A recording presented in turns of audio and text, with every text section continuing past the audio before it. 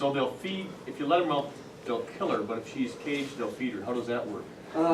Very well. That's the way it is. Because they keep banks of queens. If you go to some of these suppliers, they'll have 30, 40, 50 queens in one hive. They release them, they kill them all. But they keep them in a cage and they feed them. When you put them in the hive, would you smoke them before or just spray them with sugar water? I just spray them with the sugar water. So will Some some, will people some, may smoke. will some come out, but then eventually come, will you lose some at Oh, that they may point? fly around. Yeah, and so that's okay, just as long as you get the majority of them in there, Yeah, right? and if you spray them, they're going to be pretty much licking one another and so on. Right. And this is when I work with bare hands, and I don't work with bare handed bees. They're Do like- you then, the ones that are left in there, do you just set that beside with it open? No, Okay. they come off. Okay, so now what I do is I have the queen in there, and if I have the cage in there, all right, if I release the queen, then I don't worry about this, I get all the frames in here. So now I put these all back in here. Let's see if I can get all 10 of them in there.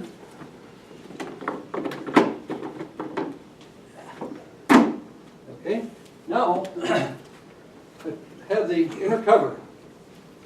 There's a shallow side, there's a deep side. In this case, I put the deep side down. Normally, I have the shallow side down. If you have the deep side down, they'll put Burcomb underneath between here and the top bar. Right, but I put the deep side down like this, and I use a jar of this nature, and I have the holes on one side. The reason I have them on one side is, and they're little tiny nail holes, you can look at them later, but put them on one side so that I can put this on the edge of the oval hole here. Now I can put this cage right here. Now I can put a empty medium super on top. We'll just put a top cover on it.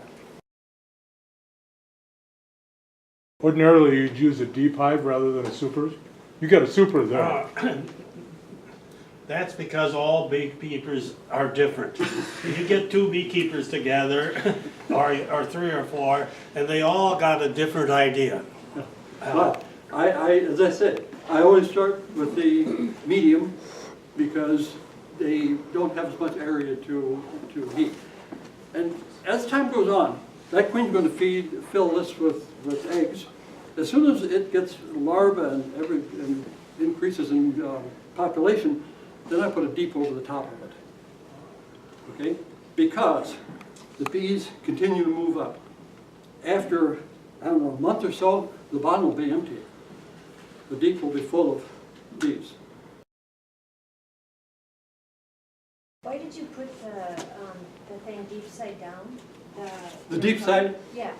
so that they have more room to get in, I didn't really say. Oh. But so that the bees can get on the top bar with a whole bunch of them. Oh, in Yeah. between there gives Yeah. them more space? But you don't want to leave it there too long Okay, because they'll build some Burcomb on there. okay, You know, fill it in, put cells in there. okay.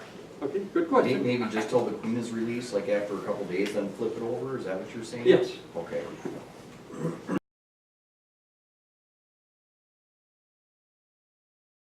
Has anybody done any research on whether if you use just high fructose corn syrup or if you use maple syrup when you're feeding your bees, you feed them back honey or you feed them back maple syrup instead of sugar water? 1-to-1 sugar.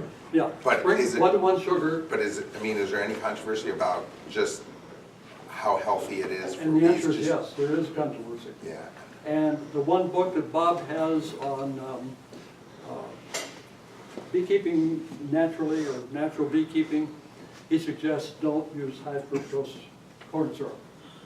I forget what chemical it is that's converted instead of. But when they process it, it's not a real good process. I mean, they process high fructose corn syrup, so there's probably some things in there that you don't want in there. But what would you replace it with?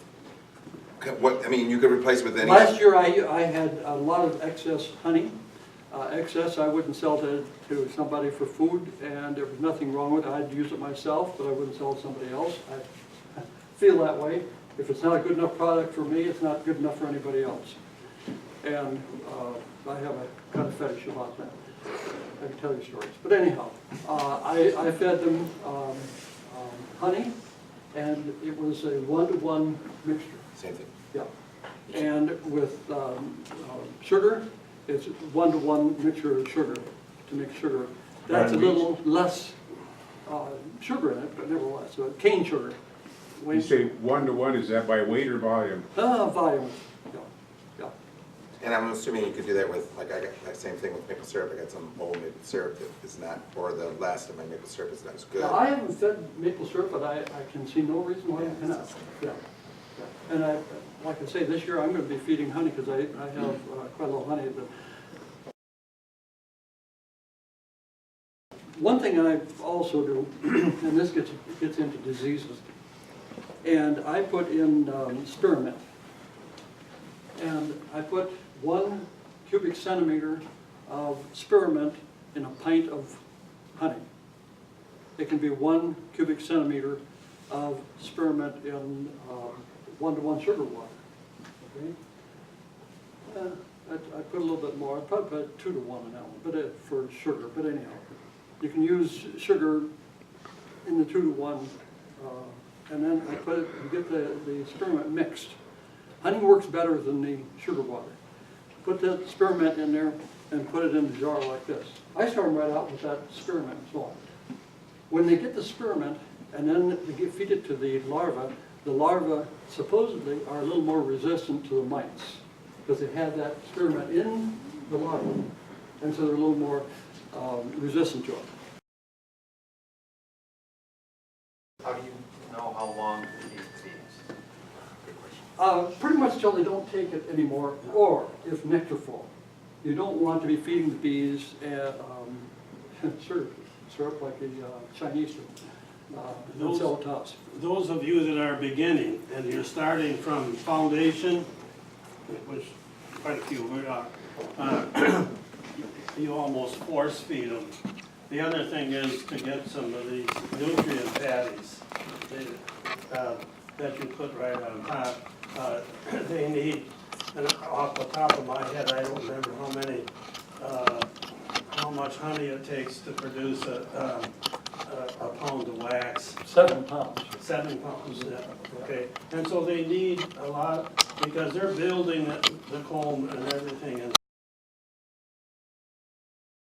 So even though you wrapped the hive and you opened it and you fed them and you gave them biscuits, they still died?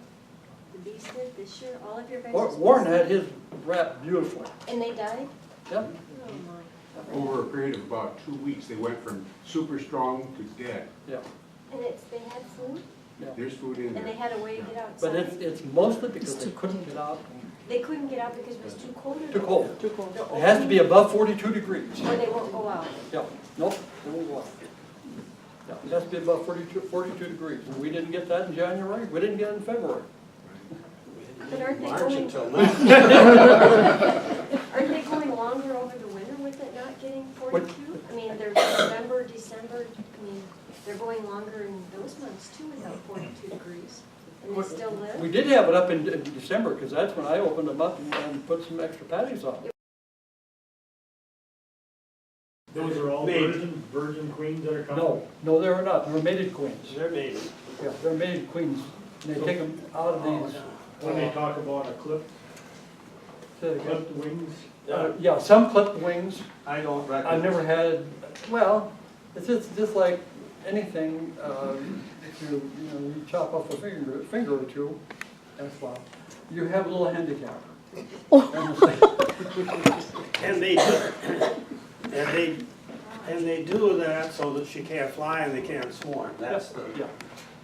but But there are veins in those wings, and it's kind of, I don't know. There has been fluid, or hemolymph does go through that sometimes. So I don't know if that would leak at that time or not. I don't know if they're functional at that time. And they're wounded kind of too then, so they might get attacked, right? Yeah, Yeah, but if you damage the legs especially, she's no good, because you can't walk around and. So when you put the frames back in, you don't crush any bees? They're Well, not you worried do it about carefully and Okay. slowly so that the bees will work up around it. They just kind of go where Yeah, they need to. they'll come right up on that comb. And if you're starting out, they have a lot of room because that's just that foundation. And you don't put anything on the cone to attract them to the cone? I Or to don't the, think- not the I cone, never but have. just the whatever, especially since you don't have it on. Just bare foundation. Yeah, And you get the bees in there, and you get a healthy queen, you get healthy. yeah, they'll just go there. Yeah. If you're But gonna the- use Duragel, then I would spray it with sugar water. Yeah, And that's that plastic. yes, Yeah. center, plastic center, and maybe even the plastic.